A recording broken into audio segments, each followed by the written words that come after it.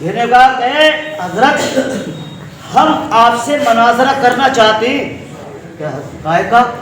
کہ خدا موجود ہے کہ نہیں، آپ اپنی عقلی دلیل سے بتا دیں کہ خدا موجود، ورنہ ہم آپ کو قتل کر دیں گے۔ امام اعظم نے کہا میری ایک بات سن لیں، اس کے بعد جو چیز چاہے کریں، چاہے مجھے قتل کریں، جیل میں ڈالیں، جو تمہاری مرضی۔ میری ایک شرط ہے، میری ایک دلیل ہے کہ کیا میں ایک دریا کے قریب سے گزر رہا تھا، میں نے دیکھا ایک کشتی بغیر ملا کے، یعنی ایک اس کے ڈرائیور کے، ملا کہتے ہیں ڈلا چلانے والے کو، میں نے ایک ملا کے ایک سمندر میں کشتی کو دیکھا بغیر ملا کے، اس میں سامان لگا ہوا بہت سارا، بغیر ملا کے دریا میں کشتی جا رہی ہے اور اپنے اپنے منزل پر جس کا جو سامان ہے اتارتی چلی جا رہی ہے۔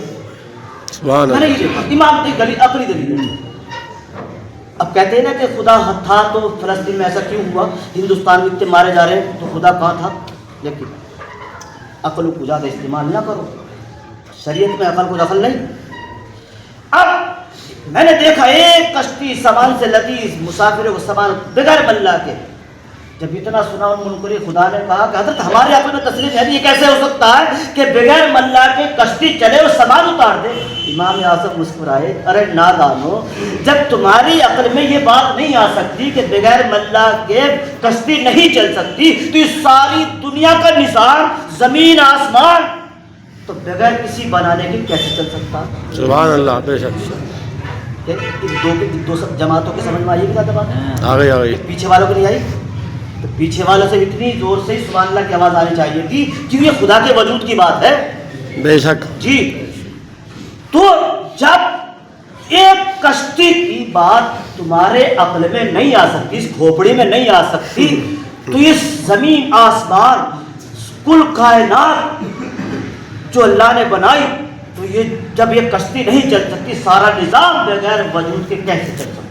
جب اتنی بات سنی منکر خدا نے تو فوراً کلمہ پڑھ لیا، اسلام میں داخل۔ سبحان اللہ، بات تو صحیح ہے، بات تو صحیح ہے کہ جب اتنا ایک کشتی نہیں چل سکتی تب یہ نظام کیسے چل؟ لیکن اللہ نے ہمیں امتحان کے لیے بھیجا تاکہ میرے بندو، تو میں تمہیں دنیا میں بھیجوں گا، تو اس لیے خالی ایسے نہیں ہاتھ پاس دھرے کے بیٹھے رہو، میرا انتظار کرتے رہو، کھانا سامنے رکھو کہتے رہو کہ، لیکن نہیں، اسے حرکت کرنی پڑے گی، تب یہ کھانا تمہارے منہ میں آئے گا، برکت ہے، تب تمہارے منہ میں آئے گا یہ، تب تم کھاؤ گے۔ اللہ نے ہاتھ بنائے ذریعے کے لیے، اللہ اس پر قادر نہیں کہ تم منہ کھول دو اللہ ڈال دے۔ ان اللہ علی کل شیء قدیر، اللہ ہر جائز شے پہ قادر، بے شک ہر جائز شے پہ قادر ہے۔ بات سمجھنا نہیں؟ اللہ کا وجود ہے، اللہ کا احسان ہم پر ہے، اللہ نے ہمیں ہاتھ و پیر ساری اس سے صحیح سلامت رکھا، ہمارے انسان جسم کے ہر اعضاء کو اپنی جگہ پر درست رکھا، جو ہر اپنے وقت پر اپنا کام کرتے ہیں، یہ اللہ کا اس کا احسان ہے، وجود ہے، جو ہمیں ایک پیٹ کی شکل میں دیا، اس میں ہر طرح کی چیز کو بھر کر ہمارے پیٹ میں بالکل بآسانی اس کو حفاظت سے رکھ کر ہماری اس کو سب، ورنہ ہمارے اس کے بند بھی تو کر سکتا، ہمارے بھی سکتا، بس وقت کا نہیں۔ اب اسلام پھیل لیا، چلیے اب آئیے اس کی طرف جس کا یہ قلب و دل ہے، جب اللہ کے وجود اس کے ماننے والے اس دھرتی پر ہوں۔ اب خواجہ اجمیری رحمۃ اللہ تعالی علیہ ایک جگہ سے گزر رہے تھے، دیکھا 7 مجوسی آتش پرست آگ کی پوجا کر رہے اور پوجا کر رہے، ریاضت کر رہے، مجاہدہ کر رہے۔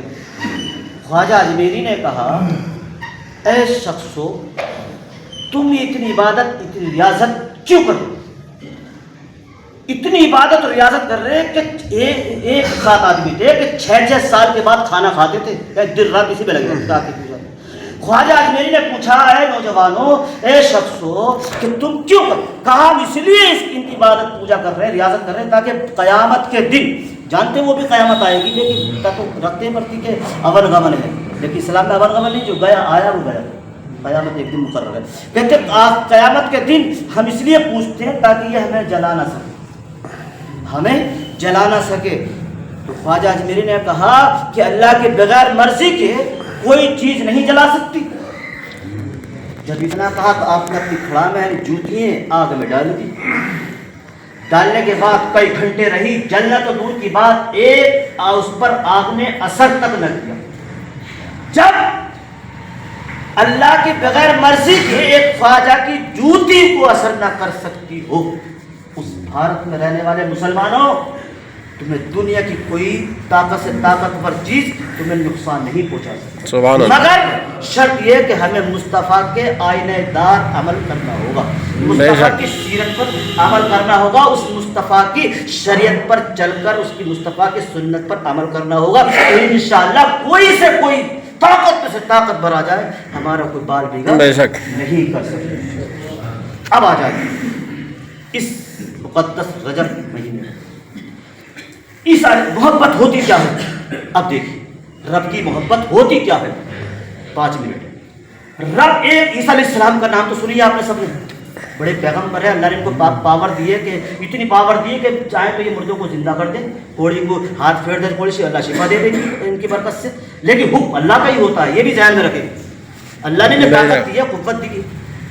عیسیٰ علیہ السلام ایک نوجوان کے پاس سے گزرے، وہ باپ اپنے باپ کو پانی دے رہا تھا، اس نے نوجوان کہا عیسیٰ روح اللہ میری آپ سے یہ درخواست ہے کہ اللہ سے میرے واسطے دعا کر دے کہ اللہ اپنی محبت کا ایک ذرہ مجھے عنایت کر دے۔ بے شک اس نے کہا، اس نوجوان نے کہا عیسیٰ اللہ سے دعا کرتے کہ اللہ اپنی محبت کا ایک ذرہ مجھے عنایت کرتے۔ عیسیٰ نے کہا ایک ذرہ وہ برداشت ہی نہیں کر سکے گا، کہا اس میں سے ایک آدھا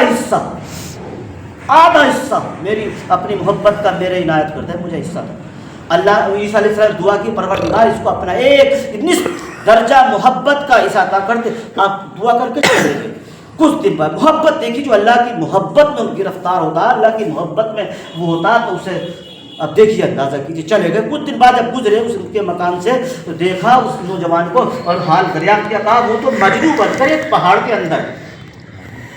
آپ اس پہاڑ کے اندر گئے، دیکھا کہ وہ نوجوان ایک پتھر پر بیٹھا آسمان کی طرف دیکھ رہا ہے۔ سبحان اللہ۔ جی دیکھ رہا، آپ نے سلام کیا، السلام علیکم، جواب نہ دیا۔ کہا اے نوجوان میں عیسیٰ ہوں، کیا مجھے میری شناخت نہیں کرتا؟ آواز آئی، وہی آئی ہے عیسیٰ ہے میرے پیغمبر، ایک نصف محبت کا اس نے مجھ سے مانگا تھا، قسم مجھے رب جلال کی اپنے قدرت کی، اگر تو اسے آرے سے بھی کاٹ دے گا تو اسے ذرہ بھر تکلیف نہیں ہوگی۔ بے شک بے شک سبحان اللہ۔ قسم ہے اپنے رب ہونے کی، اگر عیسیٰ یہ اتنا ایک نصف درجے کی محبت کا یہ عالم ہے کہ جو اتنا گرفتار ہو کہ دیکھنا ہی پسند نہ کرے، آرے سے کاٹ، قسم ہے اس رب کی یہ، ارے ہم جب اللہ کی محبت میں گرفتار ہوں اس سے محبت تو کرے تو انشاءاللہ پھر دیکھیے کیا لطف آئے گا۔ محبت ہو نہ دعویٰ ہو، دعوے کے لیے دلیل چاہیے، دعوے کے لیے دلیل۔ عیسیٰ علیہ السلام ایک پہاڑ سے گزرے، پہاڑ سے دیکھا اس پہاڑ سے انوار و تجلیات ٹپک، اللہ سے دعا کہ اللہ اس پہاڑ کو بولنے کی طاقت دے۔ اللہ نے دی، بولا پہاڑ اے روح اللہ کیا چاہتے ہو؟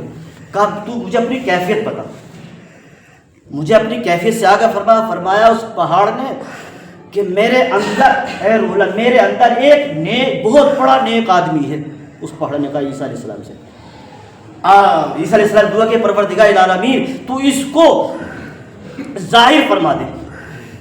اللہ نے اس نوجوان کو اس بزرگ کو ظاہر فرمایا، بڑی خوبصورت نورانی چہرے والے بزرگ نکلے اور کہا اے روح اللہ میں نے اللہ سے دعا کی تھی، اے اللہ پروردگار مجھے اپنے محبوب آخری نبی پیغمبر صلی اللہ علیہ وسلم کے مقدس زمانے تک زندہ رکھنا۔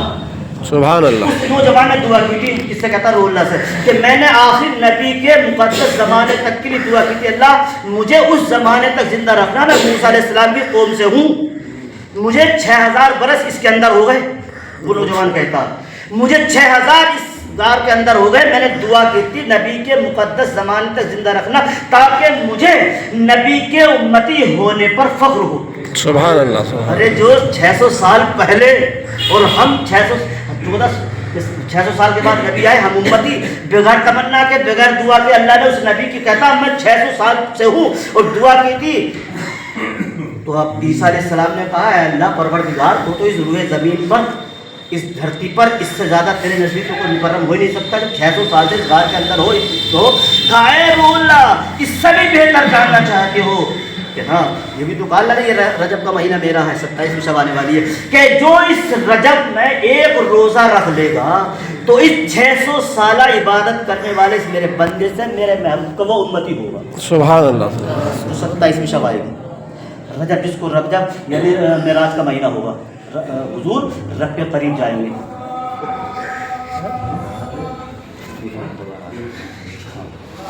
تو